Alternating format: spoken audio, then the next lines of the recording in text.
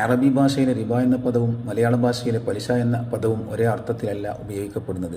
റിബ എന്നാൽ ഇടപാട് നടക്കുന്ന സമയത്ത് മതത്തിൻ്റെ വീക്ഷണത്തിൽ തുല്യത അറിയപ്പെടാത്ത ഒന്നിൻ്റെ മേൽ നടത്തപ്പെടുന്ന ഇടപാട്, അല്ലെങ്കിൽ പകരമാക്കപ്പെടുന്ന രണ്ട് വസ്തുക്കൾ അല്ലെങ്കിൽ അവയിലൊന്ന് കൈമാറുന്നതിൽ കാലതാമസം വരുത്തുന്ന ഇടപാട്.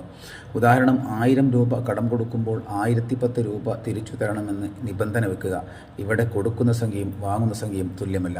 അതുപോലെ സ്വർണത്തിനു പകരം വെള്ളി വിൽക്കുമ്പോൾ കൈമാറ്റം വൈകിപ്പിക്കുക.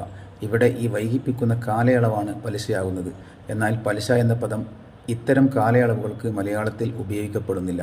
മറ്റൊന്ന്, സ്വീകരിച്ച പണത്തേക്കാൾ അധികം നൽകുന്നത് ഇടപാട് നടക്കുന്ന സമയത്തുള്ള നിബന്ധനയുടെ അടിസ്ഥാനത്തിലല്ലെങ്കിൽ അത് റിബയാകില്ല, പലിശയാകും.